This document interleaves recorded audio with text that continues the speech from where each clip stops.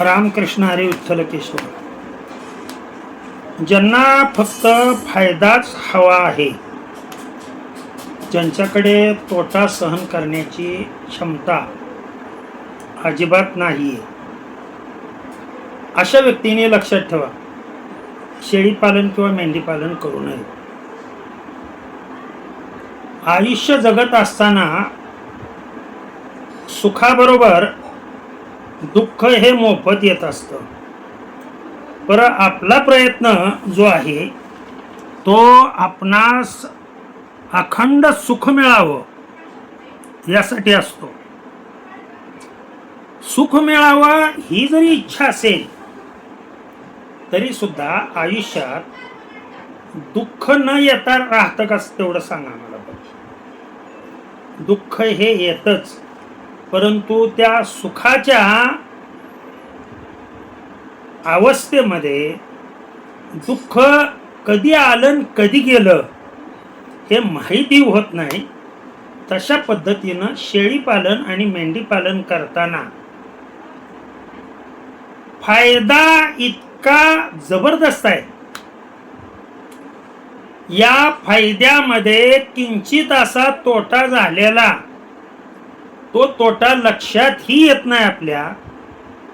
परंतु त्या तोट्याला धरून जर तुम्ही पश्चाताप करत बसला तर ना घर का ना घाट का अशी आपली अवस्था होऊन बसते आणि परिणामी बंद करणे याच्याशिवाय पर्याय उरत नाहीये.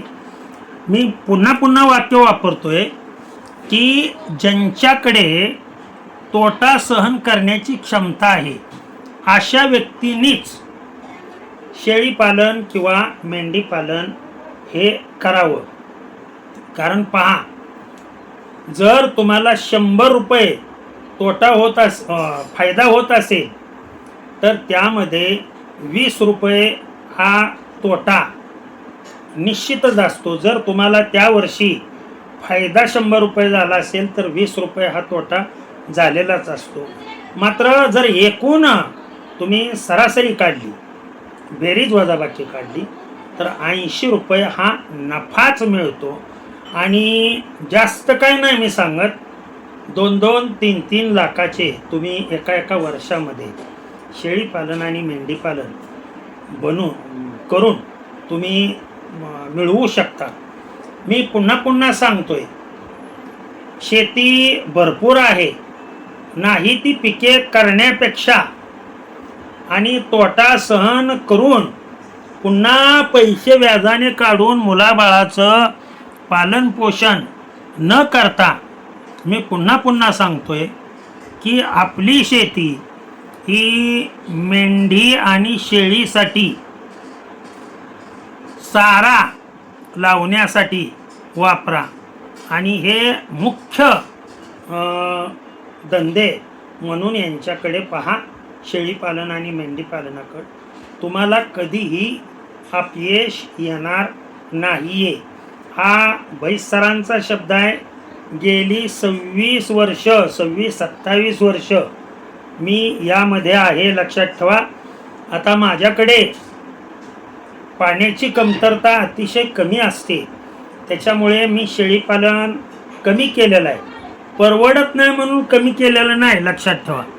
शेळीला लागतो झाडपाला, त्या झाडपाला जगवण्यासाठी, झाडं जगवण्यासाठी पाणी असावं लागतं. भरपूर पाणी असेल तर तुम्ही शेळीपालन उत्कृष्टरित्या तुम्ही यशस्वी करू शकता. परंतु माझ्याकडे पाऊस अतिशय कमी प्रमाणात, पिलीव गावात जरी राहत असलो मी तर आम्ही कॅनलच्या खाली नाही, लक्षात ठेवा.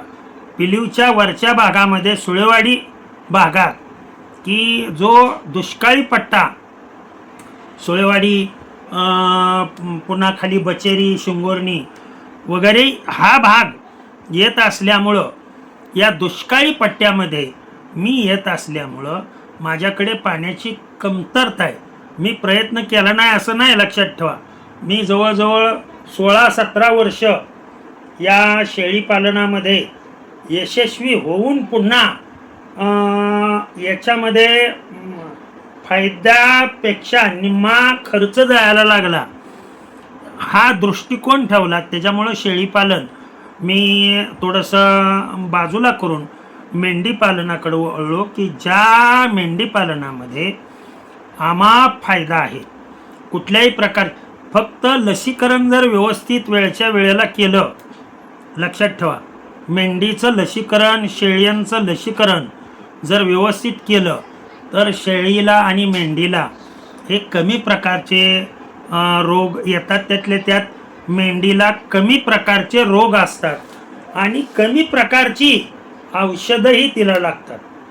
जेवढी काळजी तुम्ही शेळ्यांसाठी घेताय तेवढी काळजी जर मेंढीसाठी घेतली, लक्षात ठेवा, तर मेंढी प्रत्येक येताला कमीत कमी 2 पिल्ले, लक्षात ठेवा, कितीतरी उदाहरण आहेत.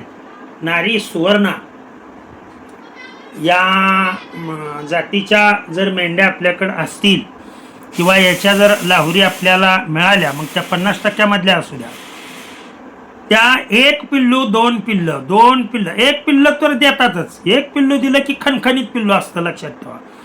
आणि यांच्यामध्ये खाल्लेल्या अन्नाचं, मेंढीमध्ये लक्षात ठेवा, खाल्लेल्या अन्नाचं मांसामध्ये रूपांतर करण्याची क्षमता ही शेळ्यापेक्षा जास्त आहे. त्याच्यामुळं तुम्हाला अगदी 3, 3.5, 4 महिन्यात सुद्धा मेंढीची लावर असेल किंवा कोकरू असेल, तुम्हाला 25-30 किलो सहजासहजी त्याचं वजन मिळू शकतं. मात्र हे वजन बोकडामध्ये, मग ती जात कोणती असू द्या, त्याच्यामध्ये मिळू शकत नाही आहे. त्याला कमीत कमी तुम्हाला 6 महिने तेवढं वजन मिळवण्यासाठी तुम्हाला कमीत कमी 6 महिने त्या शेळीच्या पिल्लांना आबदावं लागतं आणि मग त्याच्यामध्ये तेवढं वजन मिळू शकतं. परंतु मेंढीच्या कोकरामध्ये हे वजन अतिशय कमी कालावधीमध्ये आणि कमी खर्चामध्ये सहजरित्या माझ्या शेतकऱ्यांना मिळतं. पण ज्यांना हे मेंढी पालन, शेळी पालन करायचं आहे, कुठलंच तोट्याचं नाहीये, दोन्हीही फायद्याची आहेत. अगदी उस्मानाबादी शेळी, नवे देशी शेळी, गावंढळ शेळी जरी घेऊन तुम्ही शेळी पालन केलं आणि बंदिस्तमध्ये, अगोदरच्या व्हिडिओमध्ये मी सांगितलेलं आहे, शेळी पालन म्हणलं की झाडपाला आला.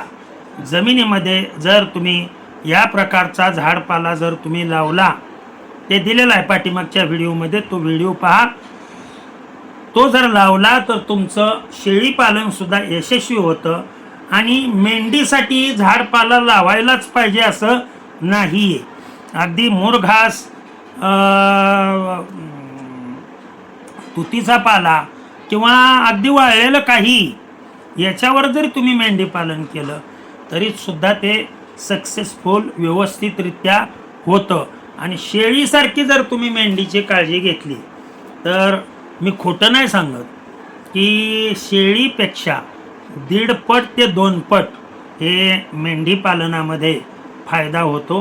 हे पांडुरंगाची शपथ घेऊन मी तुम्हाला सांगतो. त्याच्यामुळं सर्वांना विनंती आहे, ज्यांना या धंद्यामध्ये पडायचं आहे त्यांनी प्रथम आपणाला प्रशिक्षण असणं आवश्यक आहे किंवा अंडर कुणाच्या तरी गायडन्समध्ये हे करणं आवश्यक आहे. आणि तोटा सहन करण्याची क्षमता असल्याशिवाय फायदा मिळू शकत नाही आहे. भगवंतानी दिलेलं ज्ञान त्यांच्याच चरणी अर्पण करतो आणि सेवेला पूर्णविराम देतो. पुंडलिक वरदार विठ्ठल श्री ज्ञानदेव तुकाराम पंढरीनाथ भगवान की जय. अवधूत चिंतन श्री गुरुदेव दत्त. विठ्ठल विठ्ठल विठ्ठल विठ्ठल.